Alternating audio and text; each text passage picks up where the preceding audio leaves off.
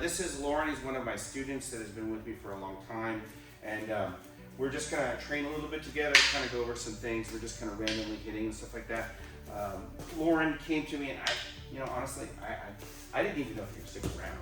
I was just like, all right, you want to come in, you had your own martial arts background. And this guy is like sleeper because you never told us. You told us one thing and I thought he's gonna tell you about it. But we're gonna start with this.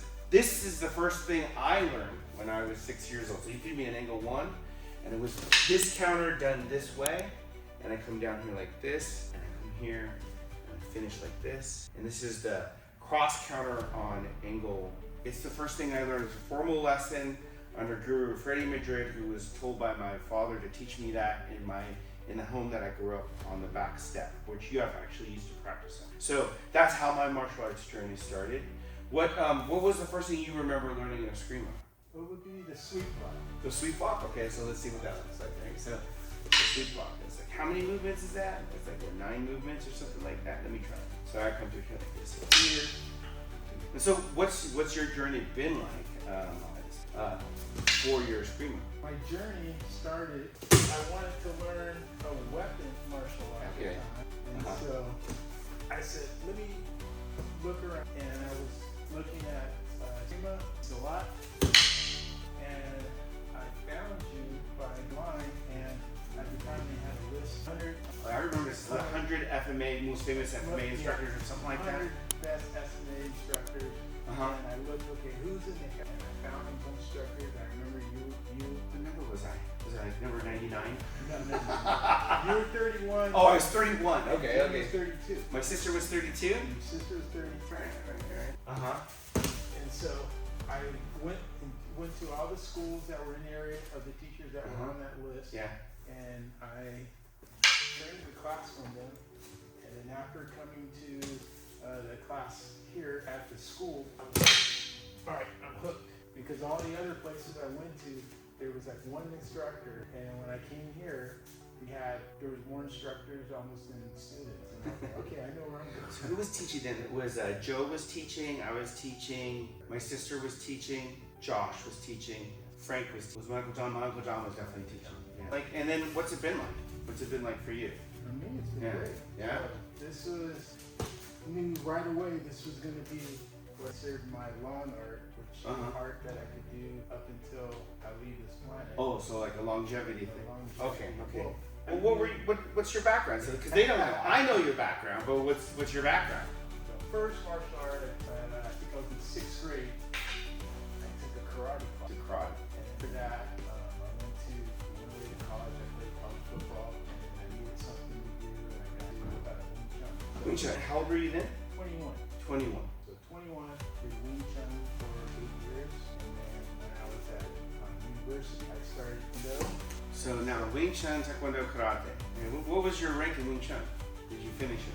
At the time we didn't have it was like, what set did you know? I knew the 3rd set, I was working on Mook Chun, so that's how we would do it. That was with CP. Bender. Okay. And then so you went from there to Taekwondo. Where did you compete? Where did you compete? South State. Ooh. Okay. That was fun. One of my classmates, or I was a classmate, but she trained with us. She was really trying to compete with me, so we said help her a lot. You missed that one. You missed it. You get it. You get it again. All right. Good. Okay. I'm too busy. I'm trying to think and talk. Yeah. Well, that's the kind of the challenge of working out and talking, right? Experience. Yeah. Right. So yeah, that's fortunate because like I didn't have that background. When I had my background, I mean, obviously searching for Eskrima, right? And I was 18 or 19 before I was even allowed to train in another style, and I had to ask for permission. So you got that nice background, but that's not the art that you have the highest rank in. No. No. Yeah. While I was at Salvation, I started taking Capoeira. And then Wing Chun, Taekwondo all at the same time. And I said I need to stop and just concentrate on one. So I just stopped the other two, and I just started Capoeira. I did that until I became instructor. Then I asked my teacher if it was okay to learn another martial art. He blessed me, and then that's when I started my journey looking for a weapons-based martial art. Okay. And I found you and started training, and now I just mainly do So you mainly do Eskrima. And what's the journey been like? I mean, how long has it been? It's been 21 years at least. 21 years? How long did it take for you to feel like you got good? I still don't think I'm still working on it. Yeah? I mean, that's like usually the first question people ask is like, you know, how do I get better? Or when am I going to be good? Or when am I going to be a black belt? When did you feel that way? Because for us, it's the third level, right? But did you feel that way when you got to your third level? Yes. I think when I became capoeira, then I really... Okay. So not the rank you currently have, but the rank you just had before. Because you were promoted about a few years ago now, right? So 4 years ago, you were promoted to the rank you hold now, which is Inayan Eskrima. And what's like the biggest takeaway for you? As far as... I mean, you have a master's, so we didn't get to that, but you have a second degree master's, something like that, in Capoeira, Maestre. And oh, by the way, Agua Seca said hello. Ah. Yeah, I saw him over at Uncle Dan's at the Sea Life camp, right? Agua Seca. Yeah, he's still training that guy. But yeah, so you did your training and you had that master's level. When you came to me, you were a coach professor, so you were already a teacher. Yes. Right? So, I mean, how has your perspective on martial arts changed? Well, after training here for so long, my whole aspect of teaching is definitely So your teaching has changed? Yes. More scientific, more thorough, more the exploration. Okay.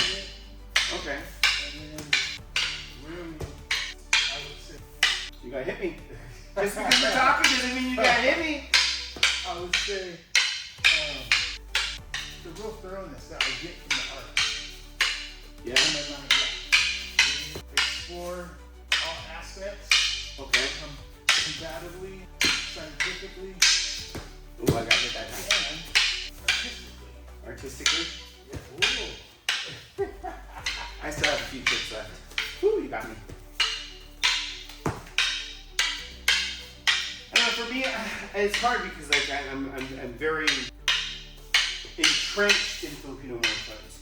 So it's always interesting to get someone, especially of your caliber as a human being, a great human being, right? And then also your martial arts training. This guy comes to me and he's training with me. He's like, oh yeah, I teach capoeira. And then later on, I felt basically had black belt / intermediate level in Wing Chun, competed as a black belt in Taekwondo, right? But he was all like, oh, I know a little bit. Never really divulging anything much, right? Just doing his thing. So it's like, how do you teach someone that has all those things, right?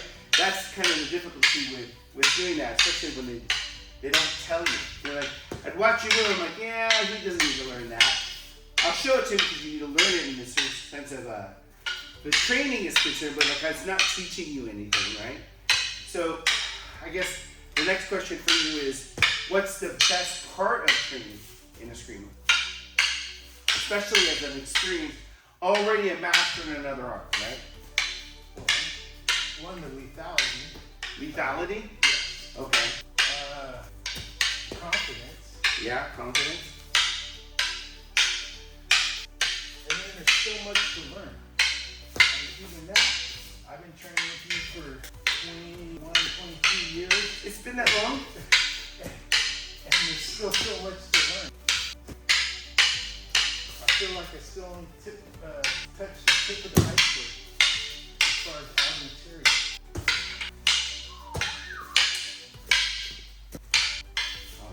So that's my student, Lauren, who's, he stands on his own 2 feet and he's teaching now. And it's been a great pleasure to have you as a student and as a friend. We'll see you guys on the next video. Like, comment, and share if you like this content. I just wanted to introduce you to one of my favorites. See you on the street.